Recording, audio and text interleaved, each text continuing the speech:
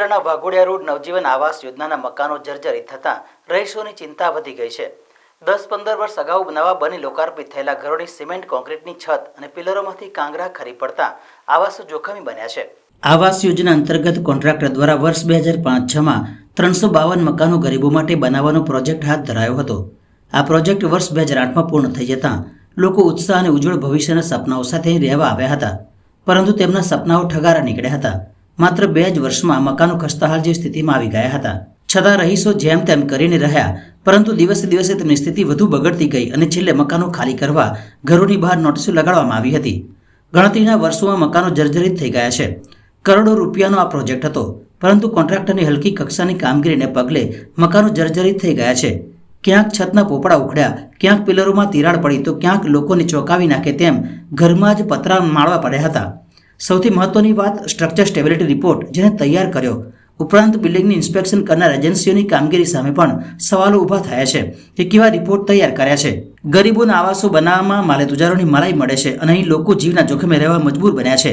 લોકોના જીવન સાથે રમત રમનાર સામે તંત્ર પગલાં ભરે તે જરૂરી છે। મારે તો 2 વર્ષ સાહેબ મેં રહી છું આ બાજુ, બાકી તો ભાડું ભરી ભરીને મારે તો કોઈ કમાવાળું બી નહીં। એક છોકરો છે આ બિલ્ડિંગમાં લે છે, કોઈ કમાવાળું નહીં। ભાડું 2500-3000 એ આવું ભાડું મહેનત કરીને હું ચલાવું છું ઘર જેમ તેમ। કેવી રીતે રહેવાનું આ ઘરમાં? આ છત તૂટી ગઈ છે, શું કહેશો? આ તૂટી ગયેલા તો કે નોટિસો લગાવીને જતા રહ્યા। કશું બી થાય તો અમારા માથે અમારી જવાબદારી નહીં, તમે ખાલી કરો, આવી રીતે નોટિસો લગાવીને જતા રહ્યા। અમે ગાંધીનગર સુધી ખંડેરા માર્કેટ રેલી કાઢી, કશું થયું નહીં, કશું જ નહીં કર્યું, કશું જ નહીં, કે એમાં અમારા માથે જ નહીં। વેરા તો ભરીએ અમે, ગરીબ માણસ હપ્તા કઈથી લાવવાના? સ્થાનિક ભાજપા કોર્પોરેટર અને હાલ 6 વર્ષ માટે ભાજપામાંથી સસ્પેન્ડ થયેલા આશીષ જોશીએ પાલિકા તંત્ર પર ગંભીર આક્ષેપો કર્યા હતા। જ્યારથી કોર્પોરેટર થયો ત્યારથી આ જીવનનગરની સમસ્યા એના નાગરિકો એ મને બતાવી છે। એફોર્ડેબલ હાઉસિંગમાં ઘણીવાર રજૂઆત કરી છે, સ્ટ્રક્ચર સ્ટેબિલિટી રિપોર્ટ પણ નેગેટિવ આવેલો છે। આપ જોઈ શકો છો કે ઉપર છત પર પતરા લાગેલા હોય એવા આ જ એક આવાસ છે જીવનનગરના, અને એ લોકો મજબૂરીથી અહીં જીવવા માટે મજબૂર છે। વર્ષોથી પાણી ભરાવાની સમસ્યા, ઉપરથી પાણી છેક ગ્રાઉન્ડ ફ્લોર સુધી આવે છે એ પ્રમાણેનું, અને લોકોને ડર છે કે ગમે ત્યારે પડશે। થર્ડ પાર્ટી ઇન્સ્પેક્શન કઈ રીતે થયું, કોણે બિલ ચૂક્યું, આ તમામ બાબતોમાં અમે પત્ર લખી ચૂક્યા છે। અહીંના જાગૃત નાગરિકો છેક ગાંધીનગર સુધી ફરિયાદ કરી, બસો લઈને ગયા છે, પણ કોઈપણ જાતનું તંત્રનું પેટનું પાણી નથી હલતું। કોઈક દિવસ જ્યારે મોટી દુર્ઘટના થશે એની આ લોકો રાહ જોઈ રહ્યા છે।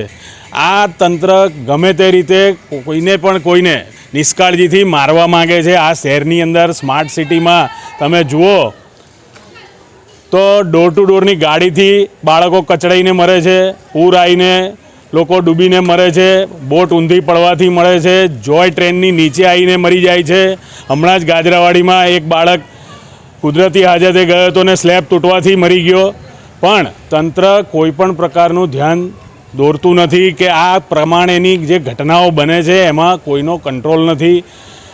કોન્ટ્રાક્ટરોને પૂરેપૂરું પેમેન્ટ ચૂકવી દેવામાં આવે છે। થર્ડ પાર્ટી ઇન્સ્પેક્શન જે પાર્ટીએ કર્યું હતું, જે એજન્સી હાલમાં પણ વડોદરામાં એ જ એજન્સી થર્ડ પાર્ટી ઇન્સ્પેક્શન કરે છે, આ પ્રકારનું થર્ડ પાર્ટી ઇન્સ્પેક્શન થતું હોય તો લોકોને કેટલું જીવનું જોખમ છે આપ સમજી શકો છો। હું જ્યારે ખાઈ ખબોચીને તમામ એજન્સીઓ પાછળ પડ્યો ત્યારે મે મહિનામાં જ આપને ખબર છે કે શું ઘટના બની મારી જોડે। સાચું બોલવામાં ભારતીય જનતા પાર્ટીએ જ્યારે મને 6 વર્ષ માટે સસ્પેન્ડ કર્યો એ ફક્ત ને ફક્ત સાચું બોલવાના કારણે જ હરણી બોટકાંડ હોય, ડોર ટુ ડોર હોય કે કોઈ પણ એફોર્ડેબલ અને આ વડોદરા શહેરમાં થયેલા પીપીપી મોડલના સૌથી મોટા ભ્રષ્ટાચારને મેં ઉજાગર કર્યો છે, જેનું પરિણામ આપ જોઈ શકો છો કે ભારતીય જનતા પાર્ટીને ગમ્યું નથી। કારણ કે જે ભ્રષ્ટાચાર કરે છે એ પણ એમના અંદરના જ લોકો છે। વેલજી રત્ના સોરઠિયા હોય જે આજે 3-3, 4-4 વર્ષથી સમગ્ર પૂર્વ વિસ્તારને પાણી માટે બાનમાં લીધો છે, 50 નોટિસ આપી છતાં પણ આજે કોના કહેવાથી કયા પ્રદેશના નેતાનો જમાઈ છે એ હજુ ખબર નથી પડતી કે અને એને એક્સટેન્શન પર એક્સટેન્શન મળે છે। 50 નોટિસ બાદ તો કોઈ પણ બચી ના શકે, બ્લેકલિસ્ટ થવો જ જોઈએ, પણ હજુ પણ એ માણસ કામ કરી રહ્યો છે. આ વડોદરા શહેરના નાનામાં નાના નાગરિકો આજે સ્માર્ટફોન ધરાવે છે ને ખૂબ જનતા હોશિયાર છે. હવે તકલીફમાં આવશે જ. આ લોકોએ જે પ્રમાણે વિકાસના નામે વોટ માંગ્યા છે, મોદીજીના નામે વોટ માંગ્યા છે, પણ મોદીજીનું કામ રોજ સવારે એ પોતાની મોબાઈલ એપમાં જોવે છે ખરા, પણ એને અનુસરતા નથી. બસ ખાલી ને ખાલી ભ્રષ્ટાચાર કરવો છે. 100 રૂપિયાની સિસોટી 3255માં ખરીદવી છે, 100 રૂપિયાનું લાઇટર, ગેસ લાઇટર 3600માં ખરીદવું છે. ક્યાંથી રૂપિયા મળે, ક્યાંથી ભ્રષ્ટાચાર થાય, બસ એક જ વસ્તુ છે. કોઈ બી કશું બી થાય, કોઈ મરે તો મરે, મારું શું, એ પ્રમાણેની નીતિ છે અને પબ્લિક જોઈ રહી છે. આવનારા દિવસમાં એનો જવાબ જનતા 100% આપશે.